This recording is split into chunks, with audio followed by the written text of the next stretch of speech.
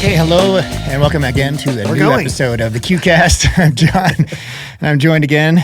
It's been a while, Eddie. Hey, by good my morning. good pal, Eddie. Yeah, We're doing something different this week. a little bit. Yeah. Well, Sunday morning action. Yes, indeed. So both Eddie and I are more morning people than afternoon people, and it took us a year and a half to realize, we might be optimized Eureka. for the podcast if we actually did it in the morning when our brains are functioning. John, you're at higher level. a breakfast food guy, right? I am, yeah. What are your favorites? You know what I'm on to right now? I've been on to ever since I injured myself because it's super quick and delicious. Oats overnight. Okay. Have you seen those? Yeah. Yeah. It's just like a little packet. Just soak them? You put them in, a little container with milk, and they just kind of, you drink it like a shake in the morning. There's protein. I can't stand oats. You don't like oats? Oh, I my can't God. stand oats. But I've man, been on oats for like 30 I years love a good bagel. Uh-huh. But here in Denver, it's really hard to find. Gotcha. I think there's something about the altitude that's funny. preventing the best baked goods from being available to us. Have you and I talked about the altitude and the bagels before? No. Okay, because I've had this conversation with a few people, and all of which came from New York City, and they agree. They're like, you cannot get a good bagel. There is at altitude. one good place that I have found. It's called Call Your Mother. Uh-huh. It's in Tennyson, I think, part of Denver. Gotcha. And they spent months and months and months readjusting their formula for altitude from East Coast. And it's pretty close. All right. So we're getting an affiliate code, right? Eddie, I'm going to move you over a little bit that way, so we're more that way. I don't look like a giant, and you look small. John, you outweigh me by like 50 pounds. You are a giant. With that James Ignatowicz interview, I was like, why does James look small compared to me? He's a giant. And it was because he was sitting over there, and I was sitting here. And Will, here's Will. We tried to get that seat to come up for... It is pretty high. Yeah. It's there we go. Max. No, bring it all the way up, buddy. So we're even. All right. We thought this was a good idea to have this in the morning, and here we are off to a shaky start. We'll get there. All right, Eddie, we've got a good show. I've got some, as always, latest news. We're going to talk about the Vintage Open with the wooden paddles for a little bit. And, of course, we're going to talk about some paddles. We've got quite a few on the docket for this week. I want to talk about full foam, or just foam in general, in the paddle for the deep dive. We're going to talk about the new Selkirk, or the newer version of the Selkirk Court Strike shoes with the more durable outsoles. And then we got quite a few Q&A questions. So we've got our work cut out for us today. I was just scrolling the iPad here, the notes, and they go on for pages and pages. Let's get rolling. Yeah. Let's do it. All right. First of all, I wanted to mention that the Lifetime ball is now in stock. This is what I heard from Pickleball Central, although I saw on Discord yesterday that they're already out of stock. So go check if you're interested in the Lifetime ball. Eddie's going to look it up right now. It is supposedly in stock. Now, it was on pre-order for the longest time, and I ordered a batch of 100 balls, and it took a few weeks to get in. But now apparently they're in stock. And you can use my affiliate link, which I'll put in the description below, to get 10% off that, which it turns out to be a pretty good price when you consider the durability of these. Did you figure it out if they're in stock? It doesn't say they're not in stock, so let's assume that they are. Okay, good stuff. All right, on to the PPA Sacramento Vintage Open. Have you been catching any of the games? I caught some highlights on YouTube and Facebook, but I didn't sit down and watch a whole game or anything. Okay, yeah. Are you into it? I'm into seeing what happens when everybody's playing with the same paddle, and it's a wooden paddle, and I think it was a really cool thing to do. But you know what? I don't need to see it again. It's just like, do you watch YouTube at the normal speed, like when you're watching a podcast or something? Yeah. Or do you bump it up to like 1.25? No. Okay, so do you listen to Audible? That I turn up to, Okay. like 1.05 or something. Yeah. So, when you get accustomed to the higher speed and then you try to go back to 1.0, it's just like, it just doesn't feel right. It's so slow and boring. This is what the pros look like with the wooden paddles. Like, it's a little bit slower. And yeah, there's some really amazing, long rallies in there. but it looks kind of silly at the same time. So part of me is just like, well, it's kind of cool that we're paddle reviewers and we're all into paddles, and they do make a huge difference. Clearly, right? Even at the pro Honestly, level. it's a novelty, right? It'd be like golfers playing with a persimmon driver and the old style original clubs. It would be fun to watch, but a whole tournament, I think, is overkill. That being said, so you and I are in this PPA Pick'em thing, right? Yeah. And it's me and some people from PPA and some of the other podcasts. And I was really kind of thinking about it this week. I'm like, all right, who's going to be, the dark horses here that come up, So I was like picking, some of the, like Lindsay Newman I thought would do great, and Riley also, because they started early and just play styles and stuff. None of my predictions came true. Like, I did horribly in this. Like, as a team, I think we're close to the bottom, Really? But I would have thought my Tyson McGuffin in men's doubles would have done it. You would think, right? Because everybody had him. But what was shocking to me is like the top tennis pros are actually doing really well. Like Jack Sock, Genie Bouchard are both in Championship Sunday. We're recording this before we know the results of Sunday, but I would think, with their tennis strokes, they're going to require a lot of spin to keep the ball in. But whatever it is that these elite tennis pros have really translates well to wooden paddles. Who would have figured? It's probably their ground strokes, right? I mean, these wooden paddles, they're a little bit heavy in the hand, high swing weight, and so a long, smooth, powerful stroke could be the formula. Maybe. Well, I do have one of the paddles, so they all have to use the same paddle. They're different brands, but it's the same paddle, right? The Gen Zero Xylem Core. Right, the Xylem Core. So thank you to Pickle for sending me the one that they gave Tyra and Gabe. But again, it's all the same paddle, just different graphics.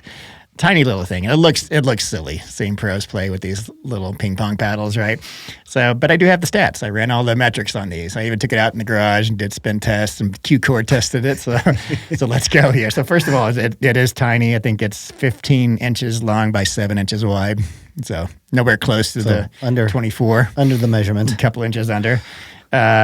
Swing weight of 110.26, which is shocking because it feels really heavy in the hands. I mean, doesn't it feel more than 110? Well, it's a reduced length, so that makes sense. High balance point, I think, because all the weight's like in that wooden top, right? So I think the balance point is what makes it feel heavier than it actually is. Twist weight number.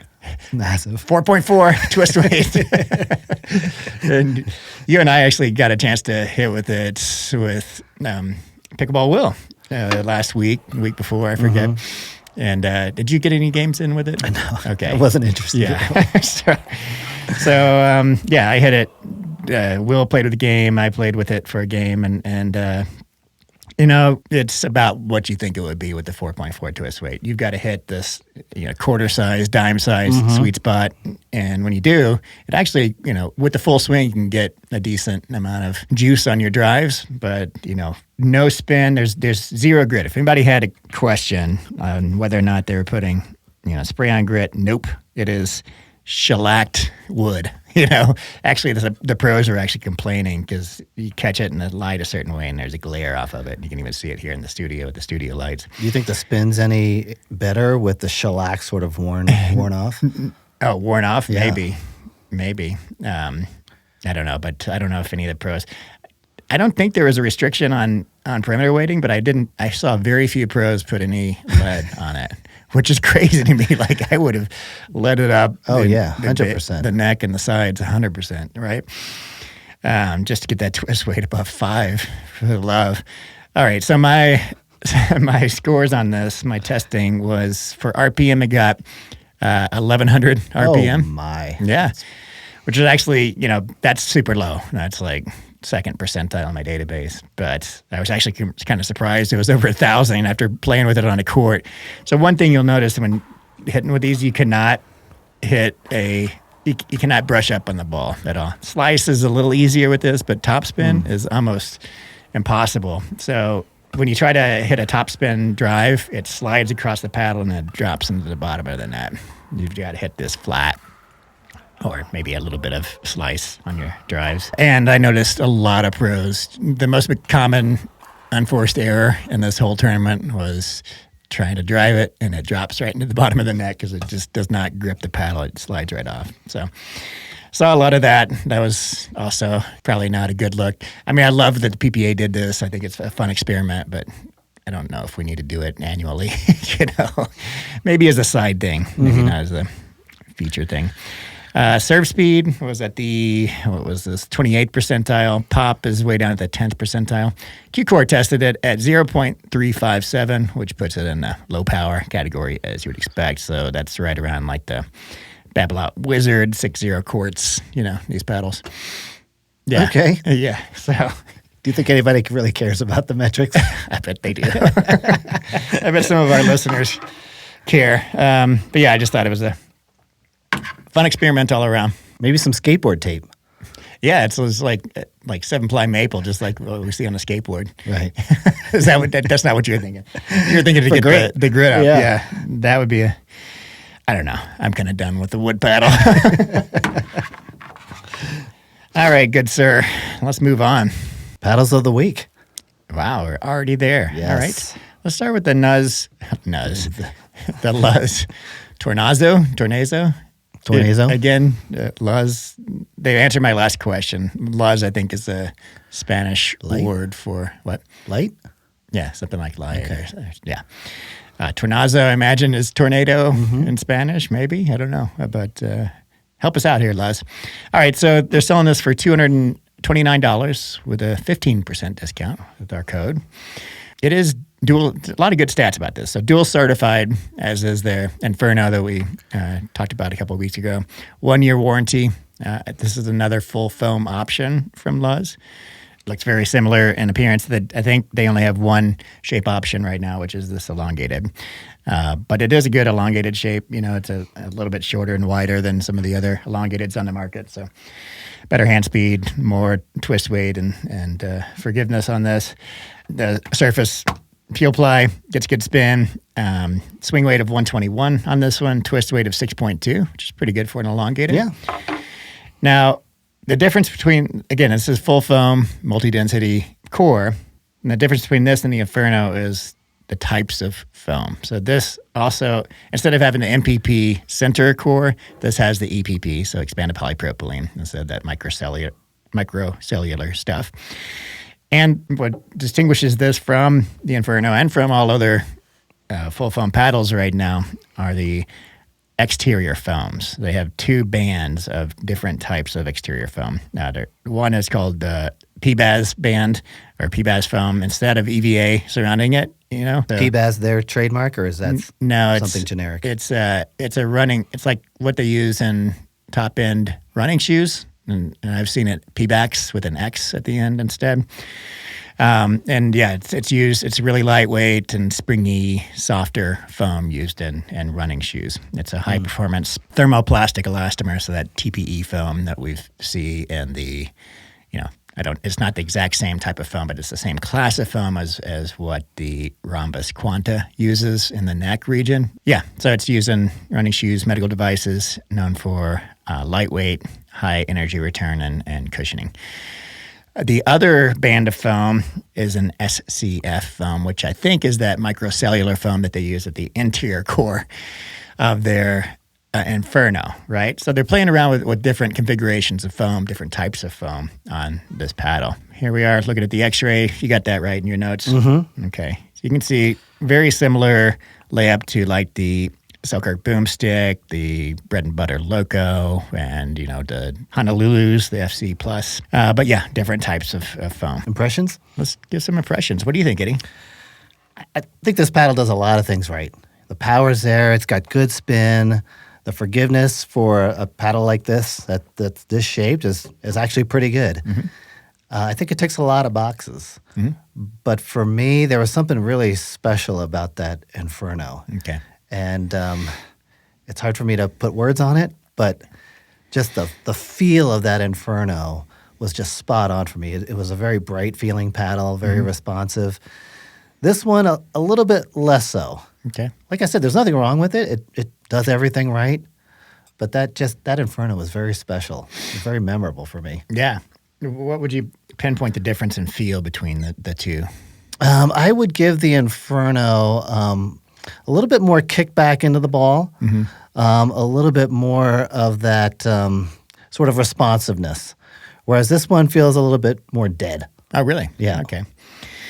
I'm going to need to compare them side by side because I was feeling I thought this one was poppier to me than the Inferno, and the Inferno felt like it maybe pocketed the ball a little bit. Gave this one, I've heard with the TPE foams that they're a little stiffer. They give a little bit higher vibration frequencies, feel a little tingier, and I was kind of feeling that, not in a bad way. I think this is an excellent paddle.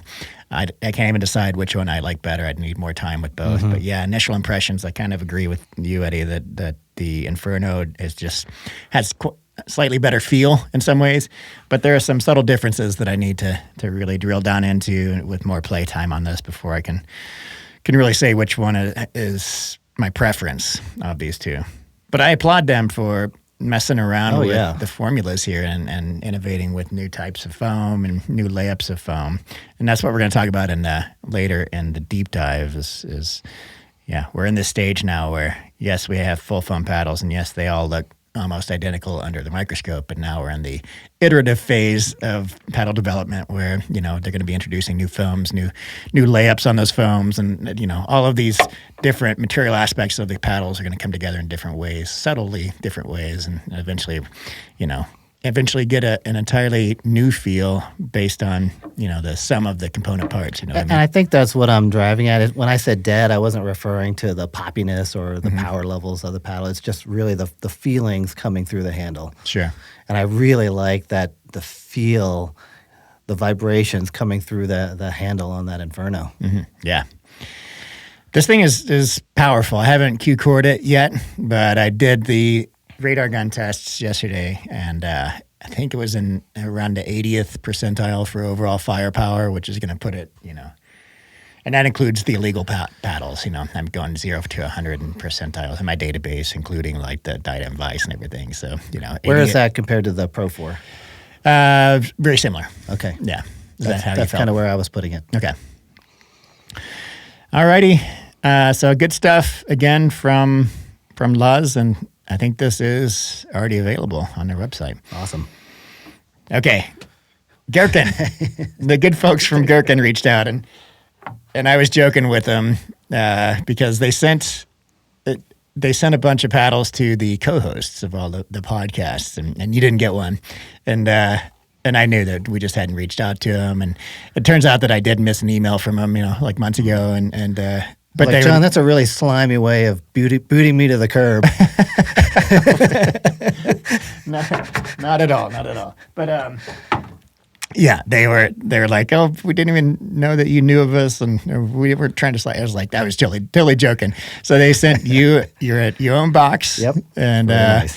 This is not the one they sent just to the co-host. So this was a forthcoming paddle. I don't know if it's even up for pre-order yet, but we have their Gen 3 Wraith. Oh, I thought that said Gen 5. Like that's really stretching it, Gherkin. Right. So yeah, Gen 3 Wraith. So the deal with this paddle, it is relatively budget friendly. I'd say very budget friendly. $121.50 after code. There's a CFC layup, large cell polypropylene, and it is foam enhanced. So kind of a semi-floating core. It comes in 3 shapes: standard, hybrid, and elongated. So we have the X-ray here showing what they mean by semi-floating. So large cell polypropylene, edge to edge going down into the handle, and then there are 4 strips of presumably EVA foam at the sides and then top and bottom. Kind of a cool thing that we haven't really seen yet. Interesting construction. Let's talk about how it plays. What do you think about it? It plays great. It's definitely on the softer side from what we've become used to in terms of we seem to be driving towards power all the time. And this one I would put on the low to mid power part of the spectrum. Probably what we would call maybe low end all court would be my guess. But Okay. there's a little bit of power there. You just got to work a little bit harder to get to it. I put it higher on my impressions of firepower, and I think it's probably low tier power on my scale. Okay. That was from you and me hitting with it. Was that yesterday? No, 2 days ago. And I played like one game with it, right? So very, very initial impressions. I was expecting it maybe to be softer feeling because it's large cell polypropylene and foam enhanced. So there's a little bit of stiffness there that I wasn't expecting, but not in a bad way. It felt very responsive, like you felt connected to the ball when you hit it, and very poppy.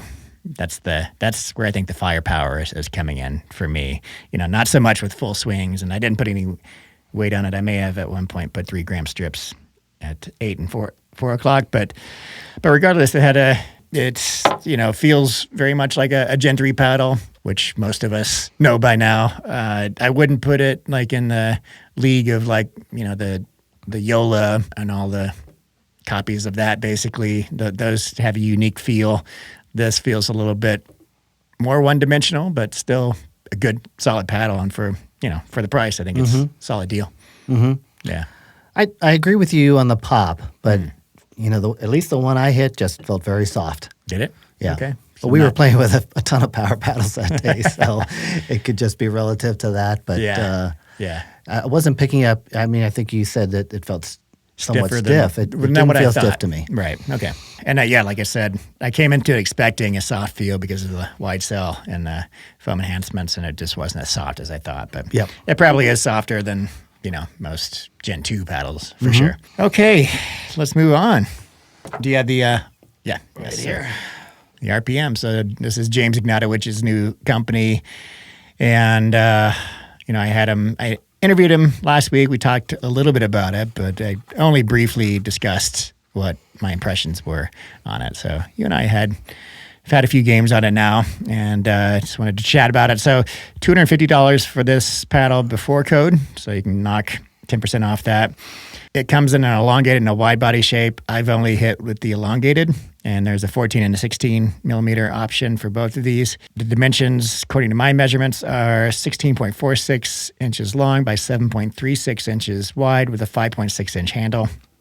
I did KewCOR test it, got 0.403, which puts it if you isolate the power category, it's right in the middle of that power category. Similar to, as expected, to the Yola Pro 4s.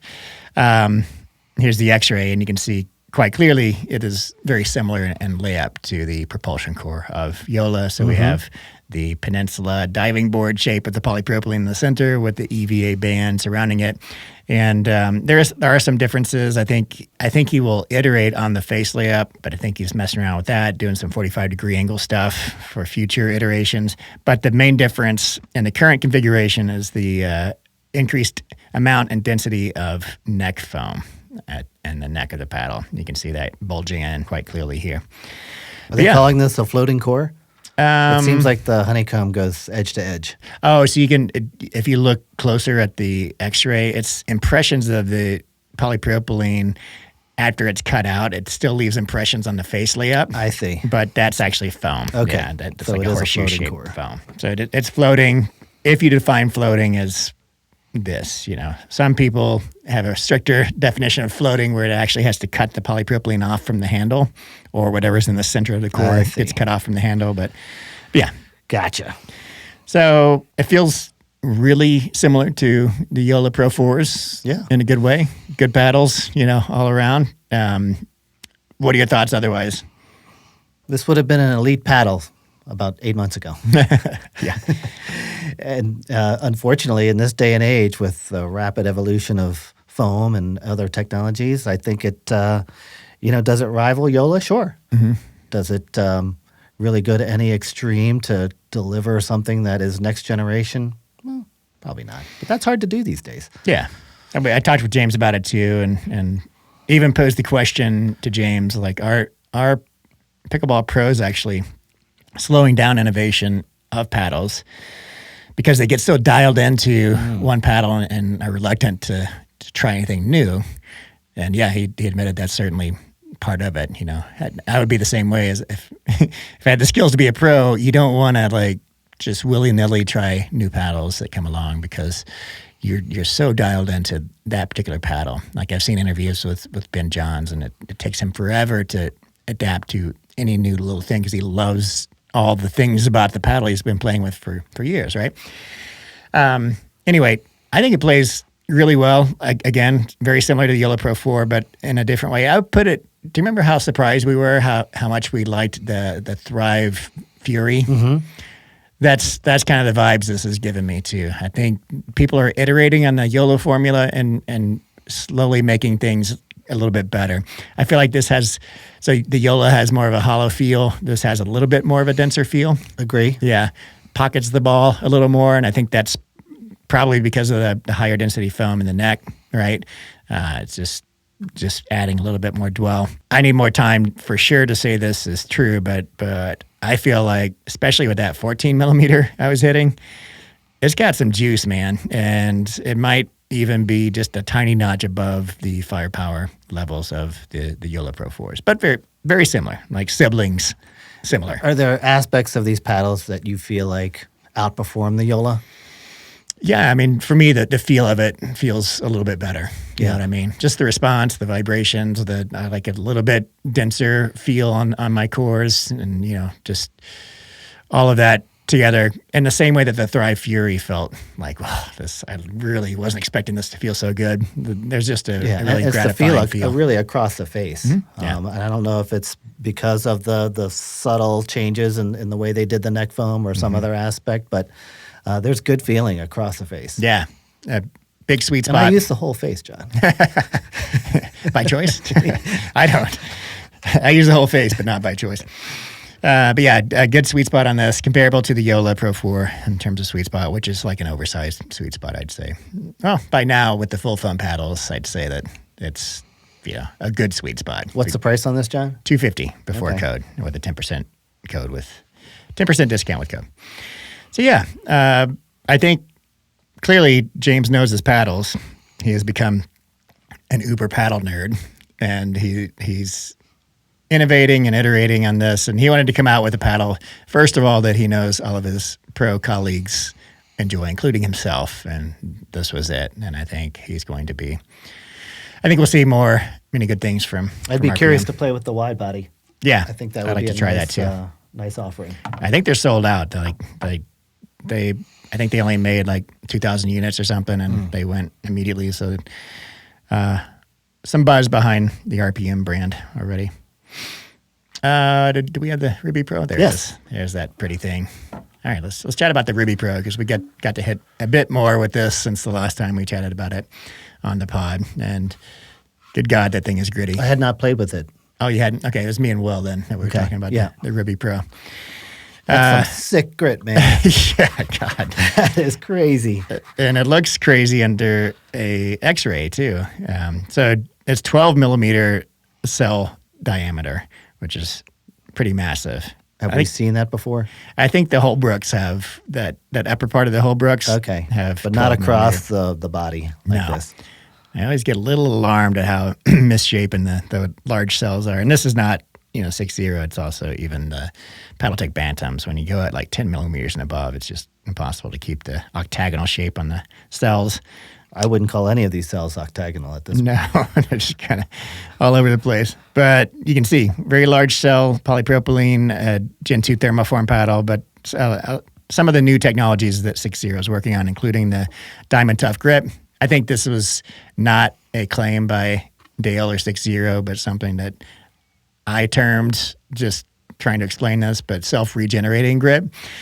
And this is a actual industrial grade diamond dust embedded in epoxy as a peel ply. And why this I called does have that? Yes. Okay. And why I call that self-regenerating is that when the top specks of the diamond dust come off, as they will as you hit a ball more and more, there are more beside it and beneath it to regenerate the spin. That's the intent of the grit, to be more durable and to just rip spin all across the court, including at the kitchen with the little brush ups and then with the full swings from the baseline. So initial results very promising with that grit. I haven't noticed any decline on any of my paddles that I've been hitting, and I've got like 20 hours now plus on the Opal and a few hours on this, and they're still as gritty and as spinny as day one. And the other newer technology on this, they've got, I forget what this is called, but it's like the silicone inserts into the handle to reduce vibrations down there. And otherwise, this is like a Gen 2 construction, so thermoformed. It's a 14 millimeter thinner paddle. And basically, the intent, I think, was more firepower ruby with some, more modernization. So what'd you think of it? This was a complete surprise, John. The surprise of the day of all the paddles that we played with the other day. Okay. This one really kind of floored me because I had no expectations coming in, because I'm okay with the ruby, but I figured, well, just an evolution of the ruby is not going to get us to where we are today with modern Gen 4 paddles. But man, this thing impressed me all over. Okay. Really generous sweet spot. The spin on this thing is crazy, and it's fun to play with. It doesn't have that Gen 4 hollowness. It's definitely on the stiffer side for what we've become used to. But you can do a lot with this. The power of it is good, not overwhelming, but it does everything really, really exceptionally well. When I was first hitting with it new against the Opal, I was so drawn to the Opal because of all the, it's dwell time and all the new feels in the Opal, that I kind of overlooked this and dismissed it a little bit, right off the bat as, kind of a stiffer ruby. But I think it's also loosened up a bit since I've been hitting it more. But I'm agreeing with you that it's definitely a iterative improvement over the ruby. It's a modern ruby, which is exactly what its intent was. And I like what all the new technologies or the different technologies are coming together to feel like on this paddle. So the large cell polypropylene adds to this. They also, I just remembered this, so they are using Kevlar on the face again, but they're using like a 45-degree angle in there somewhere. Maybe the carbon fiber underneath the Kevlar is at 45 degrees. Not sure exactly how they're doing that, but they're messing around with the surface layup as well. Yeah, and then the silicone in the handle. All of that is just, it's a fun experience, and it's a very linear paddle, meaning that it's very predictable. You know what you're going to get out of it with the swing path that you're hitting. Like you swing hard. I was going to say intuitive, but I think we're driving to the same point. Yeah, right? Exactly. And yeah, the sweet spot feels good on this, But yeah, the more I hit with it, more I think it's going to be a popular paddle also. So I think if you were to break it down strictly on performance, taking, maybe feel out of it, that this one might be better than the Opal for me. Really? Okay, for you. I mean, the Opal brings a ton of new technologies. It feels great. I love the dwell time on it. I love that boom of that low sort of sound that it makes. But if you were to just look at it in terms of shot performance, this thing does so many things well, and I think to a degree somewhat better than the Opal. I mean, the Opal's definitely got more power and pop. But this has got enough power, but other attributes that are even better than the Opal. Okay. So you've cooled off on the Opal a bit? I still like the Opal. It's a lot to control. You've got to really think a lot, at least I do, when you play with the Opal, just to make sure that you're using the top spin that's required of that paddle. This one, you just grip it and rip it. Yep. That's a good comparison too. And I'm still loving the Opal, and it's still in my top 3. But what's holding me back from maining at this point is exactly what you said. It's just a little too unpredictable, for me. I think it's going to be a big hit. I think people are going to love it. And the top end on that thing is crazy. Like in a pro's hands, that paddle is going to be deadly, But yeah, it's just like when I just want to relax a bit and not think so hard about, getting that enough top spin to keep the ball in, then I'll go to another paddle, in my bag. But still a top contender. But you're right. That falls a notch under the Opal in terms of firepower. It's still definitely a power paddle. Definitely way more powerful than the original Ruby or the Ruby 14 millimeter original. And yeah, I think it's a good spot in the 6-0 lineup. I think for people that don't feel comfortable controlling the Opal and like more of that classic feel in a paddle, that Ruby Pro is a good option. It's a lot of fun. Yes, sir. I'm confused on when it's coming out, actually, because I thought they were going to launch their new paddle lines with the Opal, the black Opal, which is coming out now. It's going to be late October. But now I'm hearing that the Ruby Pro is actually coming out before then. So it might be coming soon. I don't know. We'll get the details to you later. All right. We got Also, 2 new ones from Diadem. So the Diadem Edge BluCore. And this is a new iteration of their BluCore technology. It is $250 before code, and you get an 11% discount with code with Johnkew, which makes it down to $222. The reason why they're doing 11 instead of 10 is I think this is a great thing for them to do. They did 11% instead of 10% is because when you go on their website, a banner ad pops up saying, do you want 10% off this paddle? So they're like, well, we want to incentivize reviewers, so we'll give them 11% instead of 10. So I thought that was cool for them to do. That drives me nuts when it's the opposite. When you have a code, you go to the website, and exactly. It's a better deal. It's like, well, geez. Right, yeah. So that was a good move on Diadem's part. It's on pre-order now. The official launch is October 8th.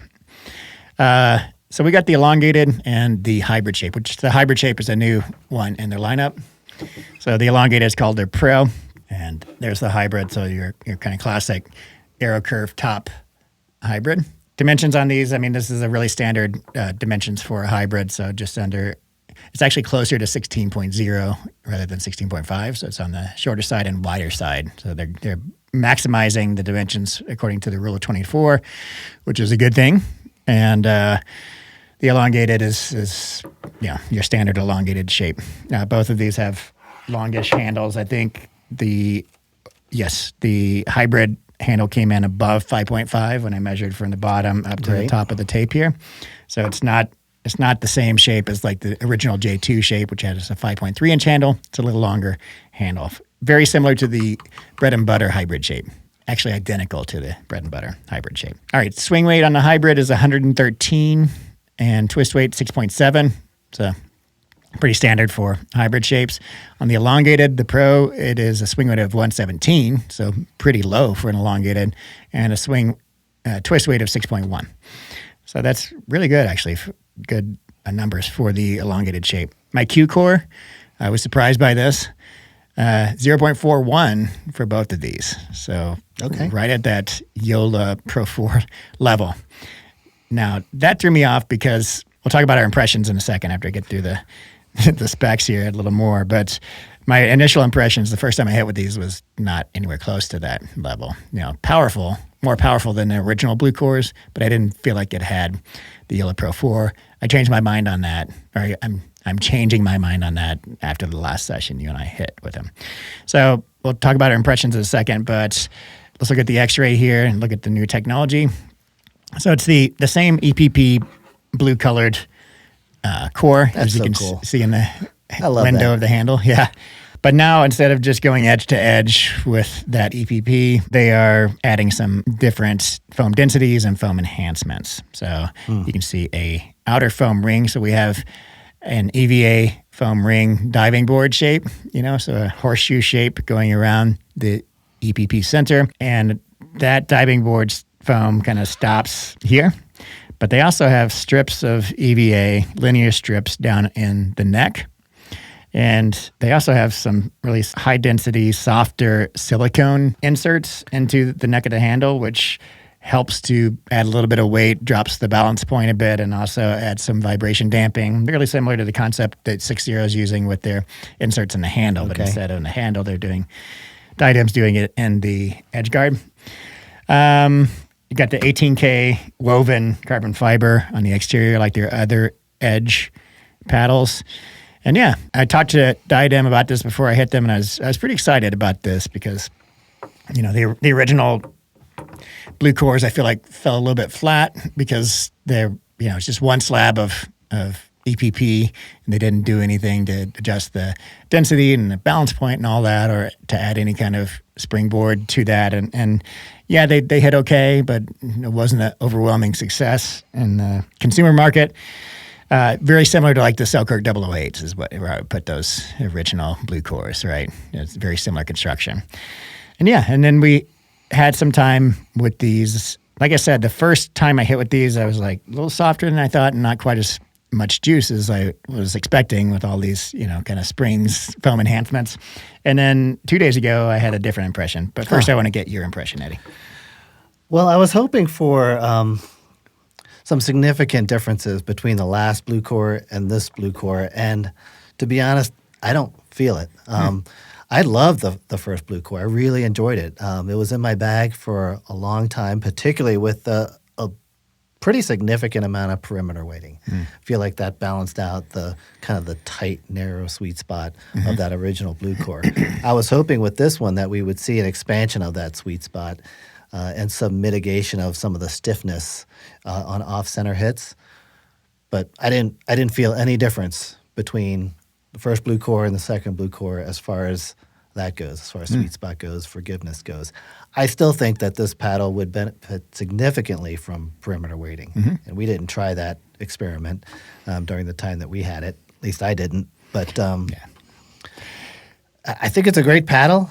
I think if you are a intermediate to advanced player that doesn't struggle with hitting off the sweet spot, it's a great paddle.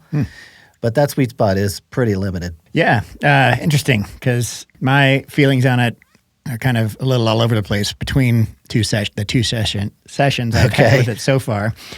My first session, I kind of agreed I was a little bit underwhelmed. Although 2 days ago, you and I were hitting together. We were just playing round robin with some other guys. And I went into it thinking, you got to hit this one again. And I played with it the whole game and in the second game because I was enjoying it. And I would agree that the sweet spot isn't quite as large as I would expect. I do think it's bigger than the original BluCores. I think it's a bit expanded. And I did have 3 grams at 4 and 8, 3 grams of external weight. I was hitting mostly with this hybrid shape, which I think is a good option, a good addition to the Diadem lineup. But yeah, I think there's some subtleties that I didn't feel in the first session with it that I was picking up on the second session. And it had second session had a lot more firepower than I remembered in my first session. I still don't think it's Yola Gen 4 levels, but it's definitely a power paddle. And it's definitely more powerful than the original BluCores. I would put it, a notch above the Honolulu J2NFs and J2FC Pluses, somewhere in between that and the Yola 4s. The Pro 4s is where I put the firepower. Good spin, as expected, with the surface texture. And the thing I liked about it is, again, this predictable feel. It's more of a linear response and and less of the exponential power curve that we've come to feel with some of the power paddles. The only thing is, it's I don't know if it's so much the size, objectively the size of the sweet spot, as much as something about maybe the vibrations. It just doesn't feel as good to hit off center as it does with like the Honolulu J2 series or NF and FC Plus series and some of these other full foam paddles that are coming up of that same factory. I do really appreciate what Diadem has done to enhance this one and the technological improvements they've added to this. And after more time, I'll be able to give a better kind of perception and overall review of this.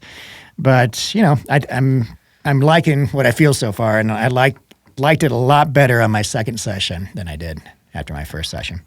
What do you think changed? Just the consistency in which you were hitting the ball or something else? I don't know. I think I had this weird schizophrenic feeling with the first Diadem BluCore also. Like I just couldn't nail it down. Like the first session, I liked the feel of it, and the second session, it just wasn't delivering, and I was kind of going back and forth. That's going to happen a little bit with any paddle as you're first kind of getting used to the subtleties of it. But maybe there are enough iterative differences with this and distinctive differences that other paddles don't have in terms of the location of the EVA, down on the neck, the strips and the configuration of all that, as well as the silicone inserts and all that stuff, that it's just taken me a bit more time with it to kind of realize what's going on with it. You know what I mean? Because when we're hitting a new paddle each game, like we were a couple of days ago, it starts to become hard to really dial in our perceptions. You know what? Now that I'm thinking about it, John, when you hit this paddle correctly, there may be no better feeling paddle out there. It feels amazing. It's buttery. It's powerful. It feels fantastic. And you want that on every shot. But it's built in such a way that it's very difficult to extract that feel on every shot. Yeah, that's true. That's a good and if I could get that in a larger area on the paddle face, man, I'd be all over this paddle every day. Yeah, that's a really good.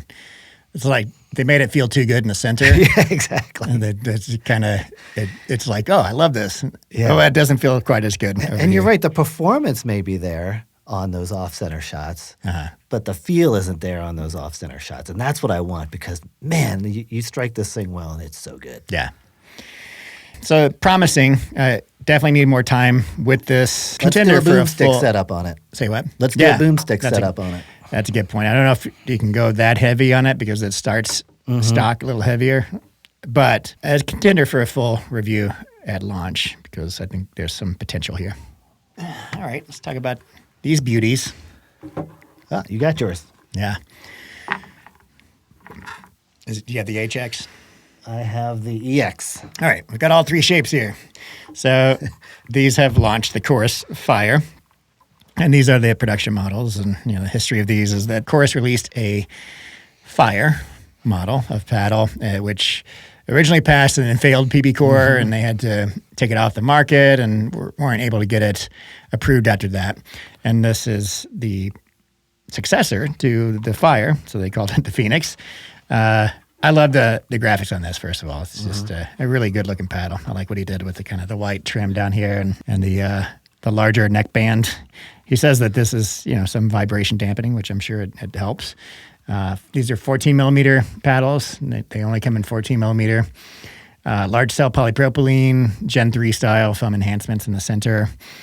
$170 after code, so pretty good price on these. But yeah, 10-millimeter diameter polypropylene cells in the interior. I can't remember exactly what they're doing with the foam. I feel like it's probably a horseshoe similar to the Yola Pro 4s, but I could be wrong about that. I don't think it's entirely floating in terms of the foam cutting off the polypropylene from the handle. Again, could be wrong about that too, so I'll get that sorted out after the podcast. But just wanted to note that these are out. We'll also talk about the bag. Did you bring your bag in here? I did bring the bag. Okay, cool. And Chorus has a new bag we'll chat about next. But yeah, you and I hit again with this 2 days ago in our round robin. What are your thoughts on it? I think for the price, it's a really good paddle. It's definitely on the stiffer side, definitely firmer feeling, kind of snappy. The power is there, but you've got to be the type of person who kind of appreciates that Gen 3 feel because that's what you're getting, that very sort of, you can hear it, right? Yeah. Is it too late to the market for something like this? I think the market's pretty crowded, so the price point helps.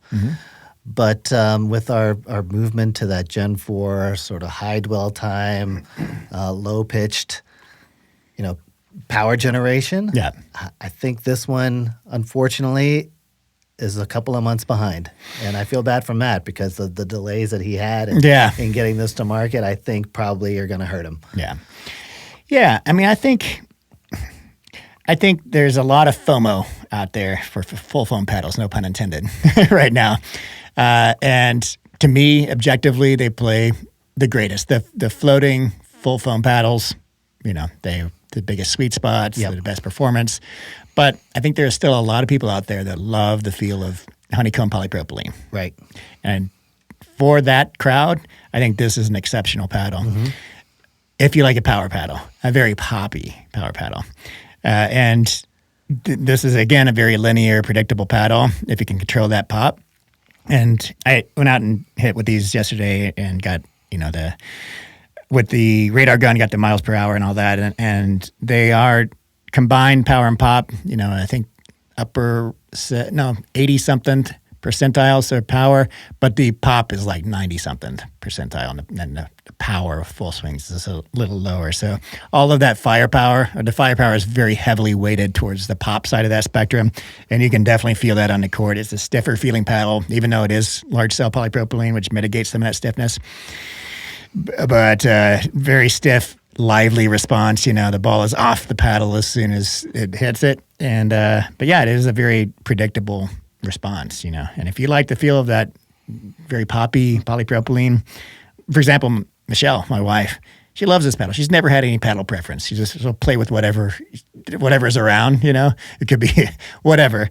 But she absolutely loves this. That's great. Yeah, and she will not put this down. She's always, that's her main, right? So, I think there's definitely a market for this. I know that Matt, that was his intent. He's like, there's still life in polypropylene in the paddle space, and I wanted to produce a paddle that is exceptional for a polypropylene power paddle, which I think he did. I think if you like that sort of 11624, their power series before the Pro Power, right? The one that you made for a long time. If you like that kind of stiffer feeling, like you said, yeah, great offering. Yeah, for sure. And it is better. I think he iterated on the Fire in many good ways. The Fire, I felt like, was just that fiberglass layer on the top was way too stiff for my taste. I think for a lot of people's taste. And he's using softer carbon on this, and the fiberglass layer I think is buried somewhere in the layup. And it's just a good paddle. And he also, kudos to Chorus for their 3 exceptional shapes. They're really kind of maximizing the rule of 24 in productive ways with longer handles and, not leaving any room on the table in terms of the width of the paddle to boost that twist weight and the sweet spot and forgiveness. All of these shapes play great for what they are. That's my favorite right there. Which one? The HX. Yeah, me too. The HX just is a phenomenal shape. So good on Matt. And let's check out his new bag. So this is your typical Tour style bag, but the way that Chorus has done this with these external pockets has made organization just a breeze. You put the balls in the bottom pockets. Oh my gosh, these bottom pockets easily football. Sometimes on these external pockets they're kind of slimline, and so you put a ball in there and it works, but it doesn't really work. Right? These are specifically designed for a ball diameter, and it works fantastically, and they fit in there beautifully. It's pretty amazing how big that thing gets because it came in like an envelope, right? I was like, "This is a tiny bag," and then it's just like an accordion, just like. Whoop. Yeah, this color is fantastic. This sort of gray-white color, and it's got this water repellency that is really appreciated. Okay.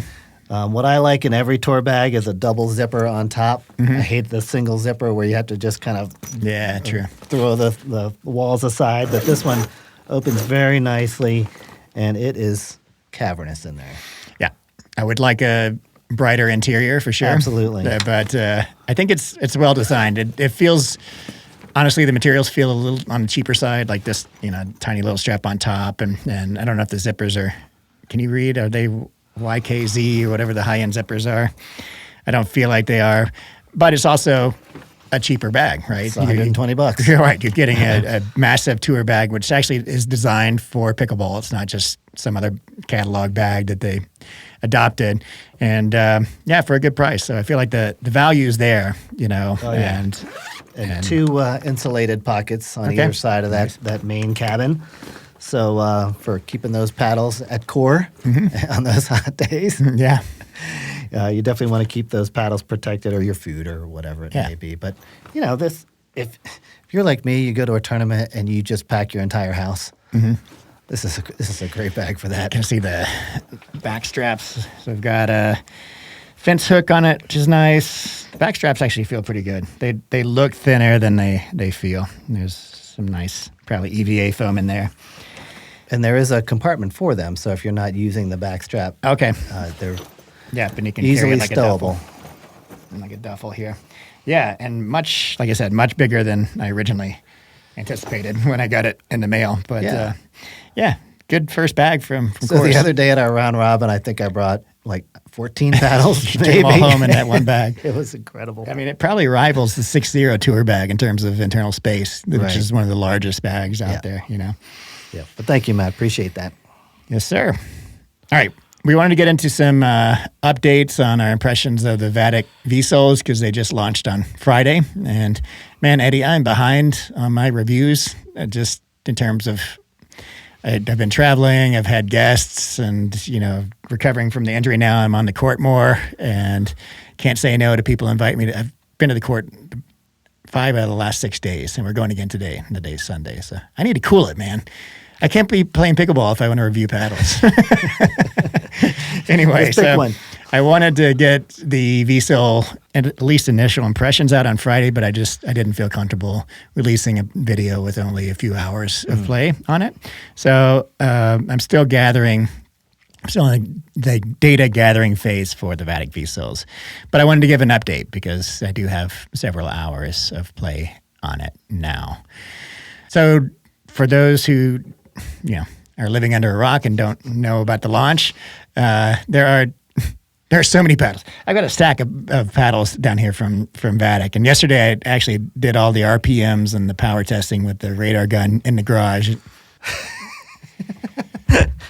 Kadoosh. So I think you have one and of I them stole too, one right? of yours, right? So this isn't even all of them. So they just have so many shape options. So, and they're all 16 millimeter. Can you imagine if they had a 14 millimeter option? The stack would be twice as high. But so they have 3 shapes. They have the Bloom, which is their wide body, the Flash, which is their hybrid, and the V7, which is their elongated. And they have a short handle and a long handle version of each of those. So it's just the long handle and the regular handle of each of those. So that adds up to a lot of paddles. And there's 2 variants for these full foams. So they have the Power and then the Pro, which is, everybody's mentioned this, but it's definitely a misnomer. The Power is not as powerful as the Pro, but we'll get into that. All of these are full foam. The Power, I'm just going to call it the red and the blue. So the Power is the red and the Pro is the blue.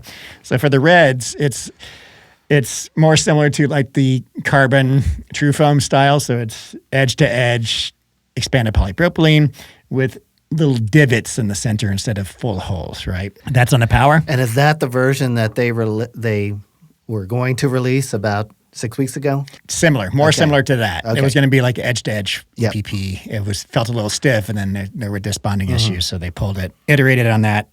This is closer for sure. And then the blue is the Pro, and this one is a multi-density floating full foam core. So we have EPP in the center. We've got an EVA band around that floating it. Okay, so I think I have x-rays of one of each, yeah. Yep. So you can see the divots and the Power and the floating core in the Pro. The Pro looks very similar to the Selkirk Boomstick, to the Bread and Butter Loco, and the Honolulu J2 FC Plus. So probably the same factory. Although this was the only paddle I saw the internal weighting on, which was the long handle Flash option. Do you see that weight at 3 and 9? I do. Okay. That stock that you didn't add that? No, Okay. that was not on my. That's right inside the edge It's guard. inside the edge guard. Looks like, yeah, they put maybe lead strips or tungsten or something inside the edge guard to boost the twist weight. And only on that model? Only on that model. I don't think it's on the regular Flash shape, just the long handle. Interesting. Like I said, I feel like the blue, the Pros hit harder, have more readily available power than the Powers, but the Powers are no slouch in the power department either. They're just a notch, I'd say, under the Pros. So let's get into our impressions of these two. Let's hear your thoughts, Eddie. Honestly, I like every aspect about the blue better than the red. I like the way it feels. I like the dwell time better. I like the power and pop aspect of the blue. If I'm going to spend $120 or $100 after discount, that's the way I'm going to go. I'm going to go blue all day. Yep. And I've been using that long handle version, and whether it's the internal weighting or something else, I am just loving that paddle. Yeah. Loving it. Between the Quanta and this paddle, it's 80% of my time these days. Okay. You are killing it with that Quanta, man. Every time you pick up the Quanta, I'm like, oh, crap, Eddie's got the Quanta. I can't get his drives back. Like, you're still dialed into that. Like, you have good drives already with any paddle, but with that, it's like laser. You hit the freaking neck cord 50% of the time with that, and it dribbles, it skips in and goes out in bounds. So that's how accurate you are with that. You're like aiming for like an inch above the neck cord. Yeah. I don't get it. I love both paddles. They play slightly differently, but I don't think you can go wrong with $100. So, for sure. I mean, I need to play more with these to see if this is actually true, but I feel like there's a little bit more variability than I was expecting between the shapes in the Pro. All of the powers feel very consistent across the shapes, but what I meant by variability is that this prism shape, this flash shape for the Pro feels like it's louder than the other Pro shapes, and it feels livelier. Maybe it's an impression because I've louder, but this feels like a hybrid shaped Selkirk boomstick to me. Very similar. I mean, very similar. Firepower level wise too, it's getting close. I wouldn't say it's quite there, but it doesn't have as much weight as the boomstick either. So like, let me give you the sound impression between the Flash Power, which is their, the full foam all the way across. This is what that sounds like. And it's more of a solid feel and less hollow. And yeah, so here's the sound of it.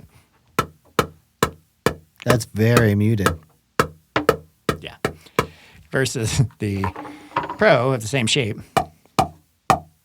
And that's just little dinks. So it's when you really wind up, it's got a loud It's very thunk. thunky. Yeah, thunky.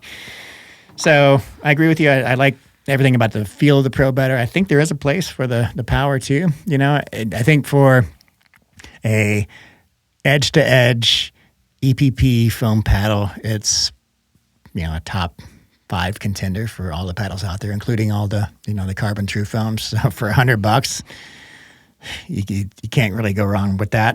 I think their Pro is going to be more popular, but I'm glad they released both. Originally I was like, why'd they even release the power? It's just maybe slightly inferior to the Pro. I think there's room for that though. It is a more of a predictable linear response than the Pro, and for people who like that, they may like the power better. But yeah, the layup is all carbon. There's no fiberglass in there. That's where it distinguishes itself and feel from the bread and butter Loco. The Loco has a layer of fiberglass in there, and you can feel it's a little poppier. This one's all carbon. To me, it feels more similar, like I said, to the Selkirk boomstick on these Pros, because the boomstick also, as far as I can tell in my dissection, only has carbon fiber and no fiberglass in there. How would you compare the feel of this to the Quanta? That's another good question, because those two are the most direct comparisons in terms of price and performance. I think there's space for both. I love the feel of the Quanta. I've come to love it, especially after weight. I feel like without weight, it just feels like an average paddle, but with weight, it's amazing for $100.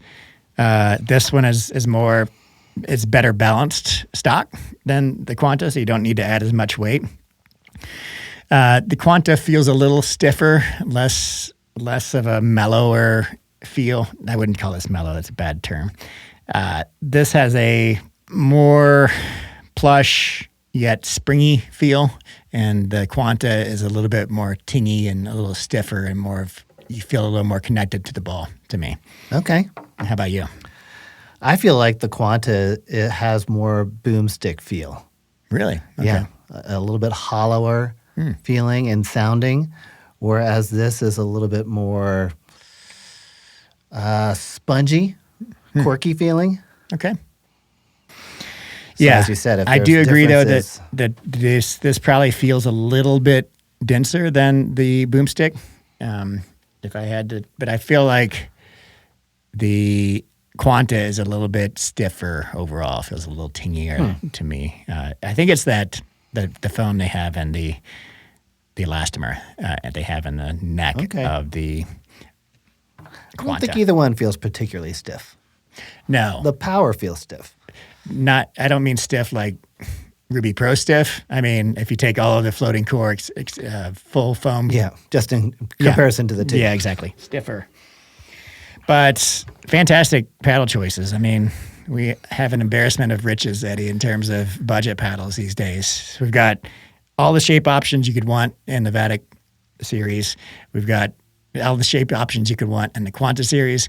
We've got some contenders for other great budget paddles like the Luzz Cannon, if you prefer the Gen 3 feel with polypropylene. I mean, you can't go wrong for $100 these days. It may be too early to call, John, but I feel like we are on the cusp of something kind of revolutionary for the paddle business, and that is, there's so many outstanding paddles now for less than $150. Oh, yeah. Why spend more than that when you can get a high quality, high performance, durable paddle for half the price? I mean, why go anywhere else? You'd have to be in the industry, I think, and like looking to go pro, or just like you love so much a particular aspect of the boomstick, for example, to pay that much more for the boomstick compared to either this or the Quanta. There's no way you're getting 3 times the performance. No. But I mean, I get it. Like people are attached to brands and, like the lifetime warranty. I think this is a 6-month warranty on these. So Yeah. It could be better for a full Do you paddle. think that the new introduction of these paddles will kind of have an effect on other manufacturers to drive prices down generally?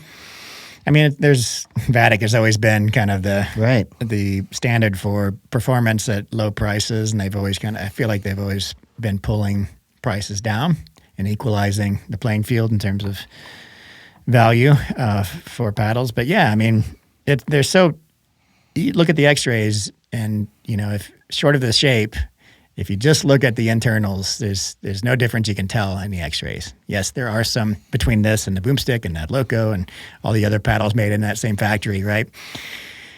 Yes, there are some differences in terms of the density of the foam and the types of foam here and there and the surface layups, but this is actually a really good segue into our next section. Let's go straight into the deep dive on the foam, and then I'll talk about the updates on the Black Opal after that. All right.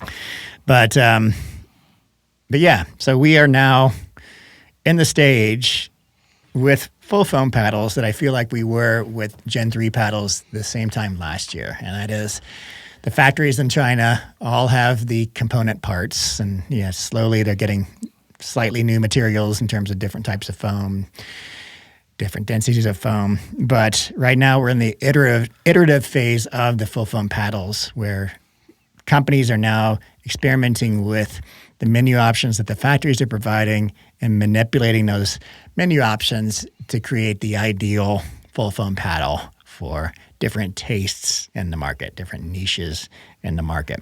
So in the same way that like 11624 last year was iterating on the surface layup, putting the fiberglass on the bottom, the activation layer in different places, and messing around with the polypropylene cell size and the non-compressed polypropylene, floating it in an EVA band versus the horseshoe shape. All of these Gen 3 iterations that we saw last year is happening now with full foam. It's kind of exciting to see where it's going to go, because there's a lot of potential for now subtle differences in the full foam market by manipulating the density, the types of foam, where the foam is, neck versus an entirely surrounding band of floating, the EPP, and all these things. So I think it's a pretty cool phase we're in right now.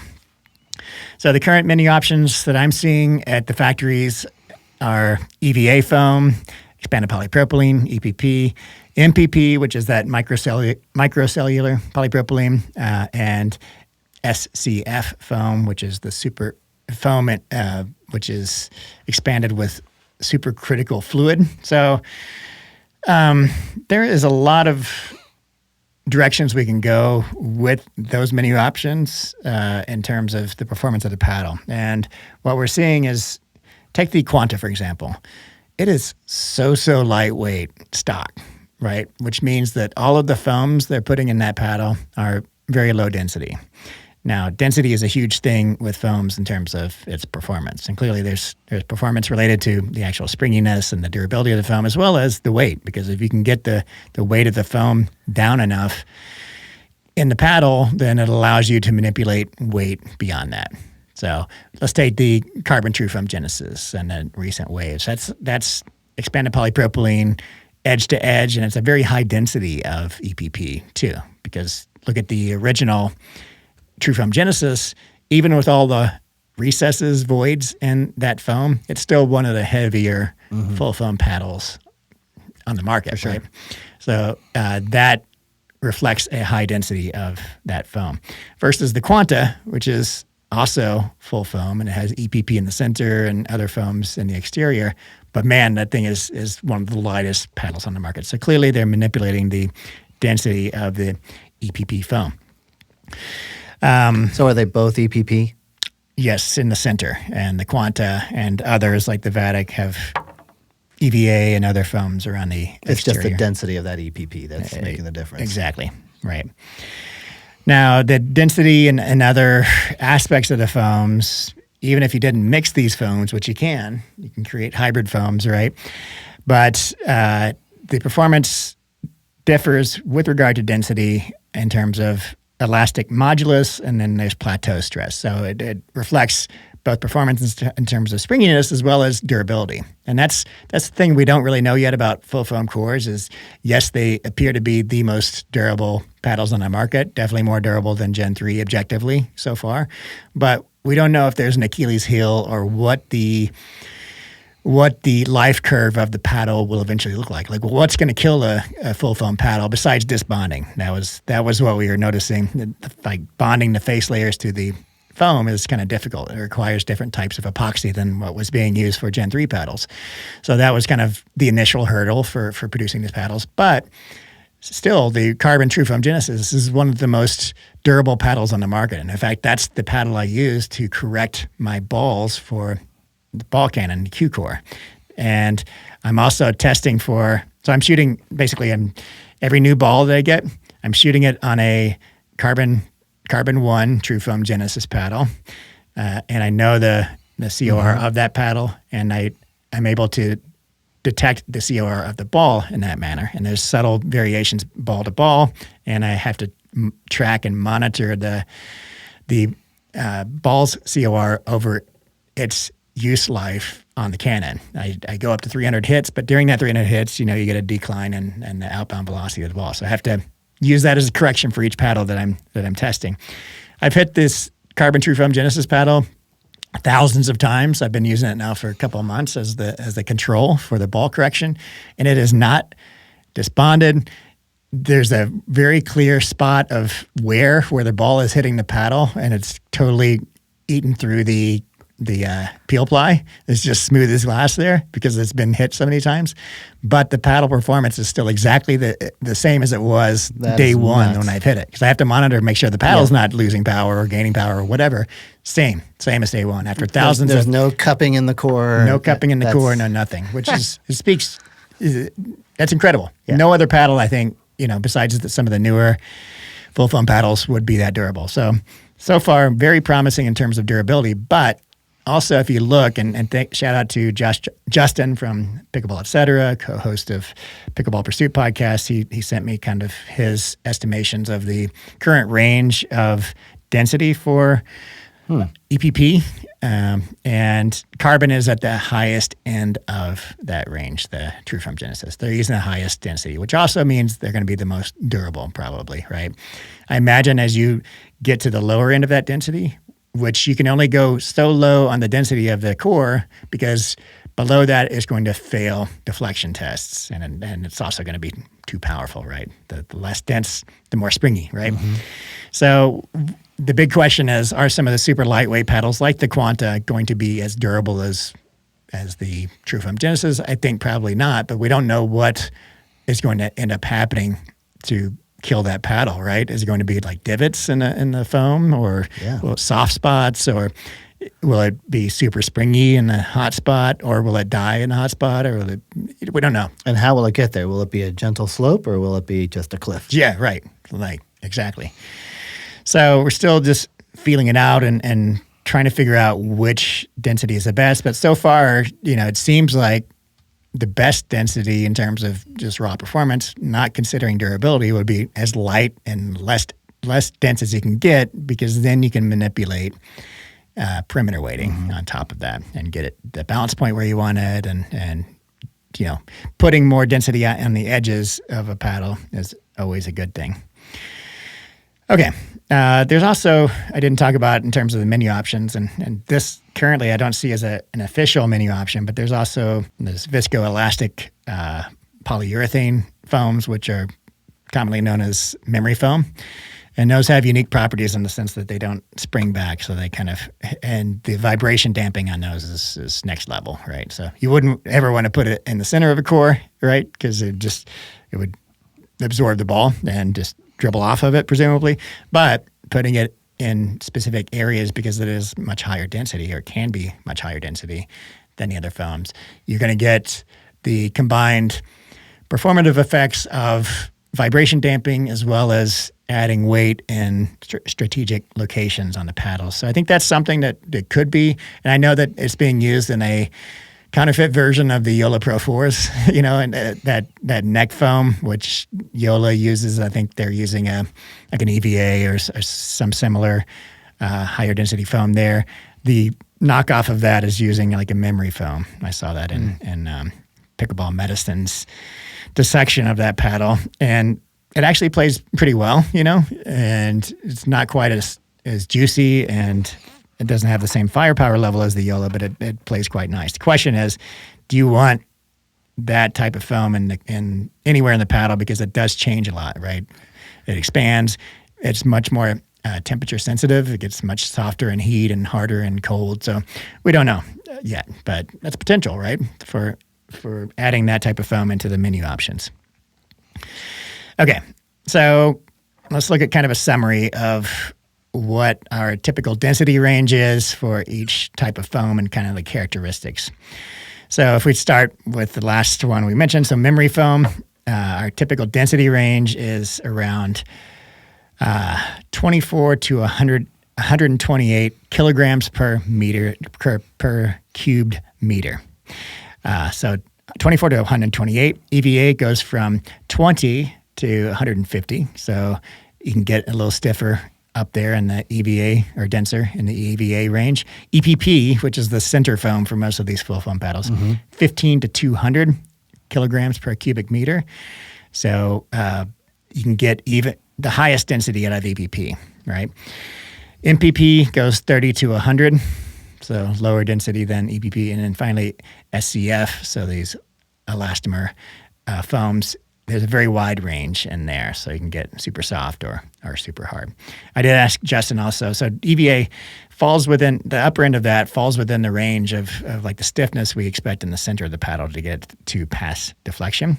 So I asked him if anybody's been messing around with, solid EVA in the center, the higher density, and he said he tried it, and it actually isn't as durable because it develops these divots, right, as you suspected some foams would. So right now it looks like EPP is one of the better options for the center of the paddle core, and then the different types of densities in the exterior and surrounding that and floating it are good options. So it seems like, we've kind of figured out what works in terms of performance with the floating core, full foam cores that are coming out of one factory in particular, although the Quantas from Rhombus are coming out of a separate factory than the Boomsticks and the Vatics and the Bread and Butters. But they're all kind of using a similar formulation of EPP in the center and EVA / other types of lower density foams in the exterior that are softer, that allow the springs to come into effect. How do they dial in the density of these foams? Is it with temperature or pressure? Or? It's temperature and pressure, but it's basically, so the EPP, for example, comes in these foam beads. And maybe I'll put in some B-roll footage of the foam factory I visited in China. There's these giant big bags, and you can just dip your hand in, and it's just like, imagine styrofoam beads that are separated from each other. And it depends on how many of those beads you put into a mold. I see. And then like steam and maybe some type of chemicals are also used in the heat and steam to expand those beads, and they all mold to each other. So you can imagine, like, let's say you had a meter square, 14 millimeter thick sheet of this, mold of this. You inject, 2,000 beads into that, it'll be low density. You inject 4,000 beads into that, it'll be twice as dense. They just fill the space regardless of how many beads are in there. Gotcha. To an extent, right. So messing around with the number. Interesting. So they can really dial that in based on bead count. Yep. Yeah, exactly. Interesting. Yeah. So to wrap up the deep dive on foam, so density is sort of king here. It's the main factor that people are considering in terms of the type of foam you can use in a paddle and its performance and durability. The microstructure of the foam matters, so we know these terms, open cell versus closed cell. Closed cell typically seems to be more durable and a more just a better option for paddles at this point. Not to say that there's not a place for open cell foam. The open cell is, for example, the edge foam, that yellowish edge foam that we've been seeing used now forever in thermoform paddles. And then you get the strain rate effect. So mini foams will sort of stiffen under dynamic loads, and that's when it leaves those divots, and it can change the performance. You might get dead spots or hyper powerful spots on paddles. So that's something to consider in terms of durability. But EPP in particular shows a very strong rate of sensitivity, especially at lower densities. So sensitivity in terms of these strain rates. So once you go too low in terms of the EPP density, which is out of the range where we can actually use it in the center of the paddle because it would fail deflection, but then you go below that and it doesn't perform well. But so far, it seems like EPP is the best performer in the center of the paddle at high densities. So there you go. That was a deep dive. That was deep. It got so deep. Let's talk about some shoes, shall we? Or do you have any follow-up questions? Let's move on. Okay. I want to talk about the Selkirk Court Strike shoes. So they've been out for a while. They came out last year, I feel like, maybe at the beginning of this year. And they were by far, to me, personally, subjectively, the most comfortable court shoes. And it just felt like they fit my feet. And I was surprised to hear that you feel like they're comfortable too, because we had the opposite shape of feet. Mine are long and narrow, yours are short and wide, right? And typically our shoes are preferences are very different, right? Yours and mine. But we kind of, agreed that the Court Strikes are pretty comfortable. I mean, is that a correct statement? Do you feel like they're comfortable? Oh, 100%. Okay. Well, one model of the Court Strike. Okay. Yeah. And there are two models. There's just the Court Strikes, which are $100, $110. Right, $100. Right. And then the Pros, I think, as their ones with more support at $120. Is that right? Right. Okay. So both good prices for shoes. Now, originally, in the original formulation, the outsoles were not very durable. Like I wore mine down pretty quick, and I heard a lot of customers who bought them said the same.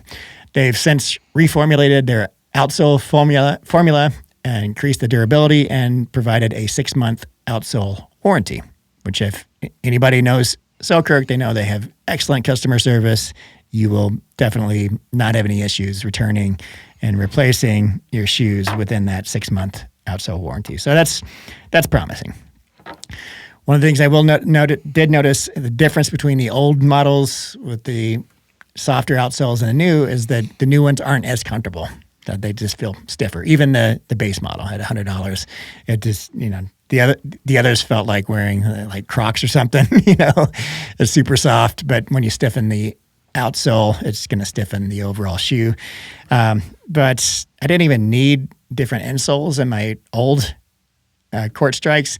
I do need to replace the insoles in these new ones because it just feels a little too uncomfortable, a little stiff, which is the same as every other like elite performance court shoe. The Babolat Mach 3s, I still use insoles, replaceable insoles on those too. What I do like about these shoes, John, is, and you mentioned my short, wide feet, thank you very much, is that there's room in the toe box. And especially on, the base Court Strike, not only is there room, but that fabric just, it moves with your foot and gives you the space that you need, whether it's a narrow foot or wide foot. It's going to hug your foot accordingly. And I really like that about this shoe.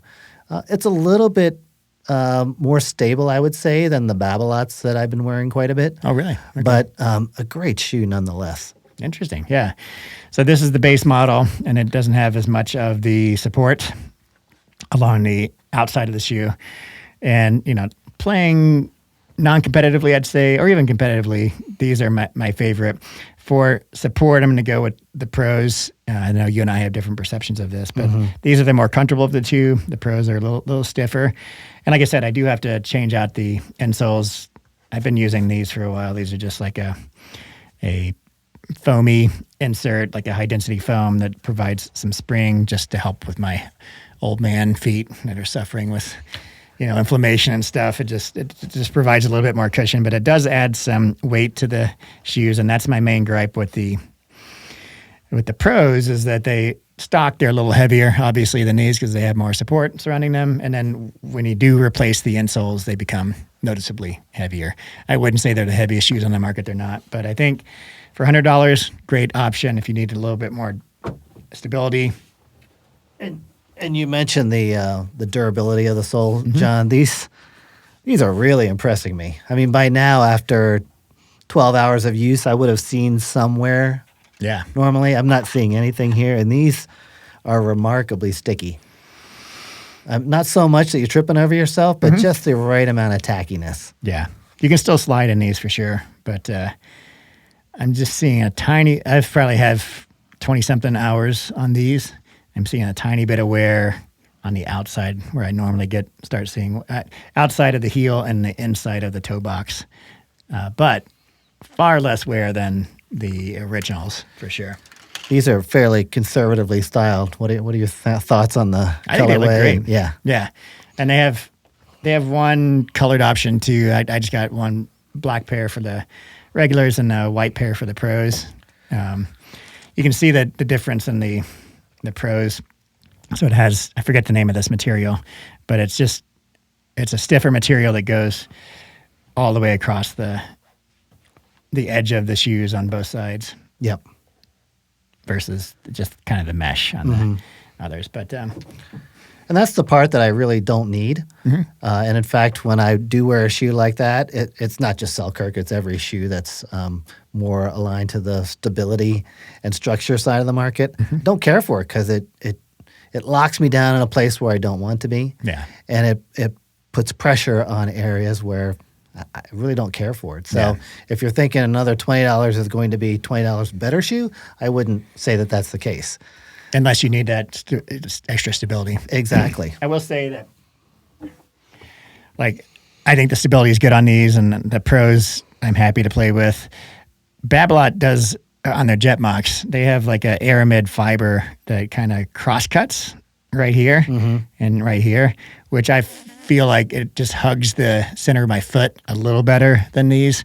These feel like stiffer, good support, but not necessarily like it's hugging my foot, you know?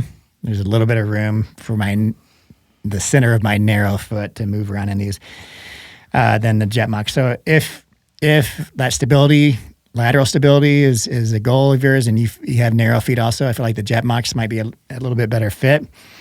That being said, I think these are also great shoes, and the most impressive thing I feel like is that you and I can both wear the same model of shoes, and they form to your feet. Not the same size. Not the same size. I think my shoe fits inside your shoe. But that's impressive. Like they came up with such a one size fits all, right? universal shoe that we can. I would say my top two shoes right now are the Jet Moc Pickleball and the Court Strike. Same, yeah. And I've been using the Court Strikes happily for the past several weeks. By the way, have you checked out their new Gen 4 shoe? Gen 4.2? No, it's full foam. Okay. They did send me one, but they sent me a 12, and those things run large. They anyway. do run large, so be careful of that. So they say they run true to size, but I would disagree. How do you like them? These are fantastic. Yeah. I use them to walk the dog, to let my feet cool off in between, matches outside. And for that purpose, I would normally wear Crocs or some other kind of sandal. This is basically a Croc, right? Right. But the design of this is so much better than a Croc. Yeah, it's got the air vents. And I think this looks goes over your fantastic. heel, too. Yeah, good stuff. Selkirk killing it with the If you're just apparel. looking for a chill shoe to just let your feet breathe for a little bit or run some quick errands, I mean, honestly, that's pretty cool. Yeah. They are doing really well with their apparel, including their shoes.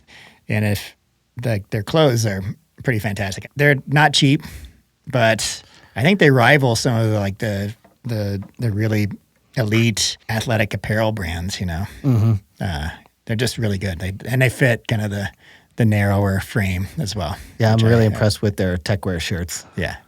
Really high performance. Good stuff. They have a lightweight hoodie that's fantastic also. I have not seen that yet. All righty. Talk about the 6.0. Oh, yes. Thank you for reminding me. Wanted to give an update on the 6.0 Black Opal Break-In because the last time Will and I were on the pod together, he noticed that one of the two, the one I've been playing with more, has a deeper thuddy sound than the newer one. Got too many paddles. You got it? Do you see them? Right in front of you. Ah, sweet. So, and the more I play with it, the deeper it gets. So here's this one, and I have probably 6 hours on this one, so it's also dropped in tone a little bit, but you can get just a very deep thuddy sound. I dig that. And then here's the one with 20 plus hours.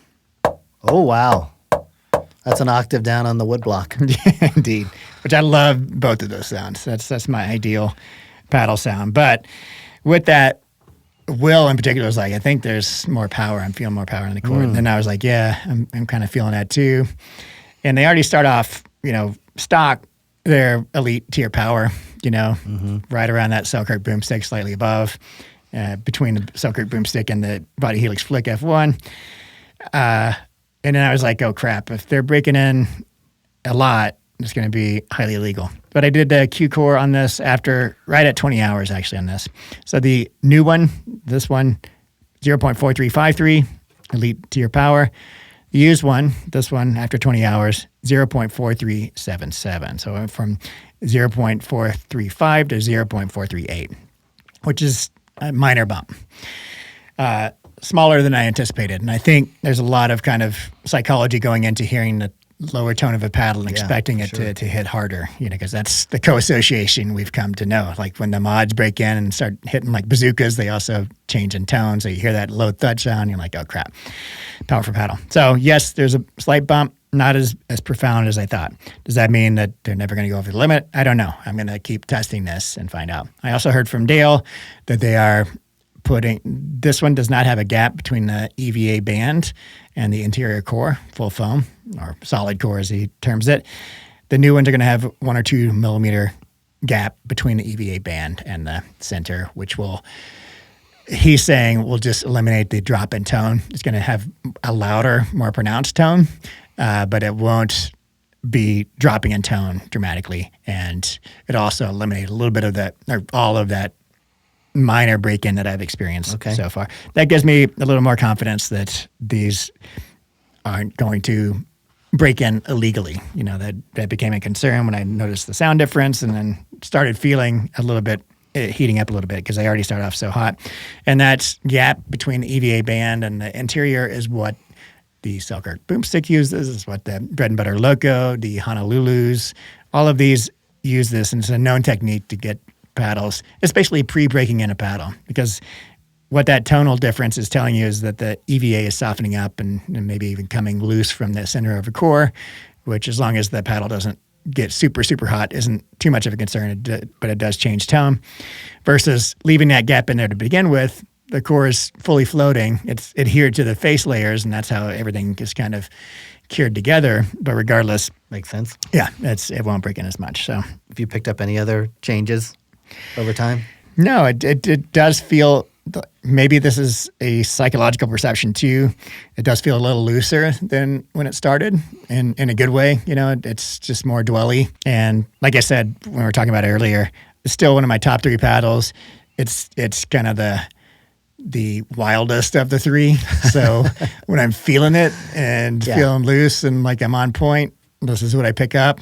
And I'm starting to feel a little pressure and sprayed a couple of balls. Sometimes I'll put this down and go with something that's more predictable. Like my Gearbox GX2 Power is definitely my main right now, which is the hybrid shape. And that's my go-to. I know what that's going to hit like, and I'm dialed into it. This one, I can get some crazier dip. I can get a lot more, or somewhat more firepower, and do some crazy shots with, but it's also harder to control. Man, when you catch hold of a serve with that thing, and with the GX2 Power, to be honest. Yeah. It's tough to return with any sort of control. Yeah, they both have some juice, for sure. All right, let's jump into some Q&A, shall we? Do you want to read the first one? This is from our good buddy, 65 at Best PB. We hear from him quite frequently, and it's good to hear from him. Do you see a way the paddle brands could get reviews from you guys, being the paddle reviewers, before paying money for testing? Mm-hmm. USAP approval? Exactly. It sounds pretty expensive to go through the approval process only to get killed by the reviewers once a paddle comes out. Is there a way to just work on timing for manufacturers to maybe provide reviewers advanced things and get feedback from reviewers before kind of jumping into the process? Yeah. Those are my words, paraphrasing. Yeah, I mean, I think that's a good question and some food for thought too, right? And on the one hand, I think it's a great idea to get reviewer impressions before paddles go to the market. On the other hand, I think paddle companies are fully capable of doing that on their own and getting impressions from their pros and all of that. And I wouldn't want to come across as being like, the reviewers are the gatekeepers for any good paddles. I think that's a stretch, and it's giving too much credit to paddle reviewers. However, we do have to acknowledge that we have an influence on the market too, right? So I think there's a fine line to walk there as a reviewer to be able to objectively review a paddle and be honest and separate our personal opinions from what we think the paddle performs objectively and how it will fit into different niches in the market, right? And, I think what 65 at Best is referring to here is, the Pickleball Studio Chris's review of the Carbon Waves paddle, which is, a negative review. He didn't care for it. And I'm sure it damaged the sales of that paddle for sure. Chris was being very honest and open. That's what people love about his reviews. But I feel like in particular, the Carbon Waves kind of got caught in a weird position where the True Foam Genesis, amazing paddle, innovative paddle. They brought full foam to the market and did all the R&D to get where we are today.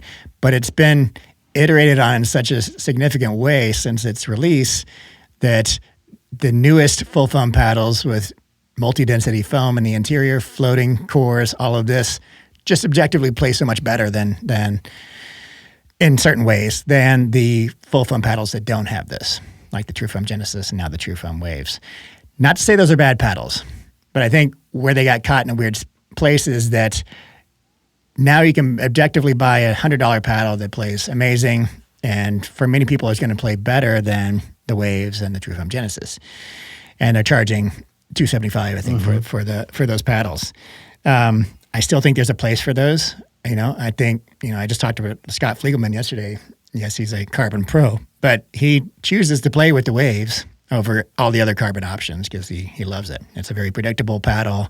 And for all the reasons that, the True Foam Genesis series is good, there's some trade-offs there. There's a slightly smaller sweet spot but more power. It's a linear feel, right? So to many people, I feel like that's a great paddle. But the whole point of this is that they happen to get caught in this crazy paddle market where suddenly there's $100 options that play amazing, right? So for most people, those $100 options are going to be better. I think that's what Chris was saying in this review, and that's why even though he mained the True Foam Genesis for like most of this year, things have moved so much, the needle has moved so much that it's not as fun to play with these paddles anymore, and there are better options in the bag. So it's kind of tough spot for. I feel like Carbon just kind of got caught in this weird spot. Yep. But back to his point, I think it's a good idea to consult maybe with reviewers if they're open to doing that, and it might be something that I'll start doing. I've given initial feedback on prototypes off the not officially to various brands, but I don't have time to do that for every brand. And to be fair, I might I'm considering doing some consulting for prototypes beyond the KewCOR canon, which I've been doing, just giving people like KewCOR scores on their prototypes. I've been doing that for a while now. But in terms of like how I feel about the play style of a paddle, I think that's probably something that might be valuable to a paddle company and to kind of push paddles, the technology along. And if I do that and I get paid for it, then I'll definitely be open. If I ever review that paddle, I'll provide the disclosure that I was consulted with and helped design this paddle, not design it, but helped with the decision process on the paddles. But I think that might be a way for paddle companies to kind of avoid this. Not saying it's a necessity. I don't want to ever feel like paddle reviewers are like the mafia, where if you don't go through them first, of course not. It's not right. So it's just a tricky spot, but I think it's a very nuanced question, and I think it's kind of after the Waves release, I feel like it's a topic we should all kind of discuss. I would say that the paddle reviewer community tends to align on whether a paddle is good or not good. Mm-hmm. It's pretty rare that you have this division where we would say, on the Johnkew show. This paddle's amazing. It's a must-have, and the Pickleball Studios like, no, this paddle's terrible. There's usually uniformity in these reviews, which says to me that a paddle is good or not good intrinsically. Right. And so a company ought to be able to tease that out independently of reviewers, whether it's in their own communities or with their pros, like you said. Yeah. Ahead of going to the marketplace. Yeah, I think for 90-something% of paddles, that's totally true. Like there's a natural consensus for reviewers. I feel like the Waves is one of these polarizing paddles, though. Like I'm kind of liking it. I do recognize that when you hit off center, it gives you some buzzy feedback. And I think it's the twisting of the paddle, not like your traditional twist weight, but actually if you clamp the handle of the paddle, it's easily twistable on the face. So that, I feel like, gives some weird vibrations. But otherwise, it gets a little bit better spin and dip. Like, it's an elite spin paddle for sure. And there's a little bit more firepower there than the Genesis. So I feel like there's a place for it. But I've only had a few hours with it. I didn't put in 20-plus hours like Chris did. And Chris's brother Isaac actually likes the Waves too. So there's some, that's one of these paddles that's a little bit polarizing, and there's going to be some differences in opinions on it. So that's going to happen occasionally, but for the most part, I think you're right. There's generally a consensus, like paddle reviewers are pretty tuned into what most consumers are going to want in a paddle. Yep. All right. Next question from David 3758. It's a great question. Given all the progress to make power paddles more forgiving and easier to control, is the recommendation for all court and control paddles for sub 4.5 players still valid? Seems like power paddles of today have as much control as Gen 2 all court paddles, and the added put away power offsets any additional mishits. Thoughts on that, John? We've discussed this a little bit in the past. Yeah.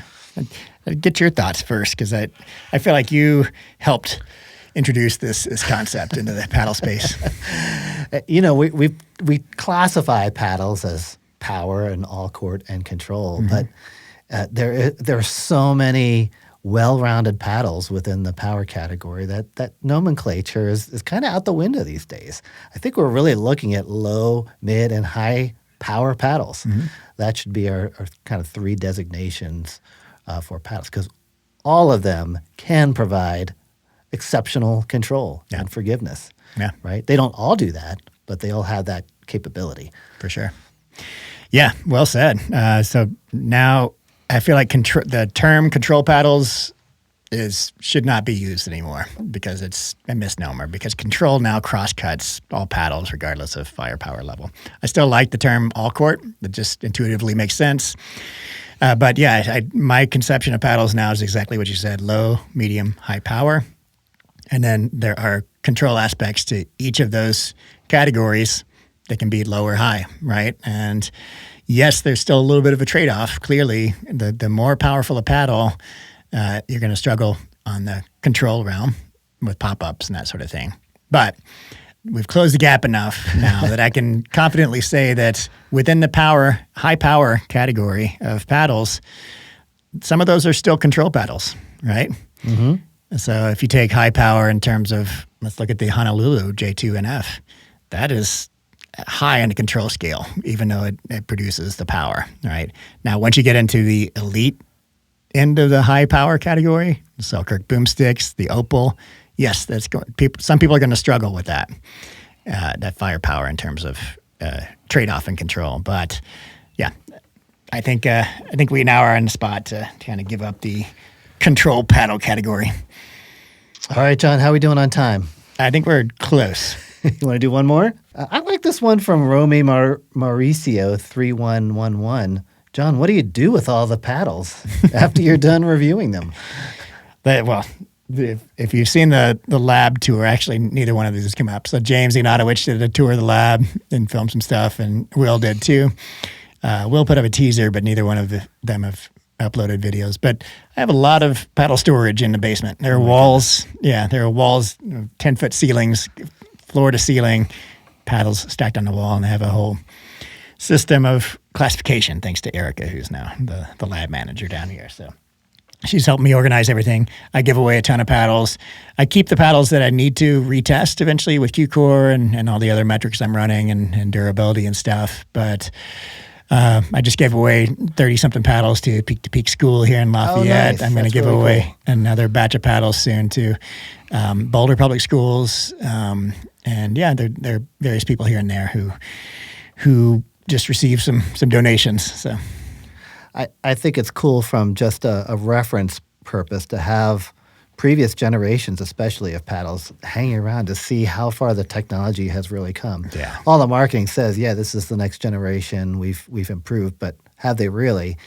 And you don't know until you hit these paddles back to back, previous generation to the current generation. yeah, sure. And unless you have those handy, it's hard to get to that information. Yeah.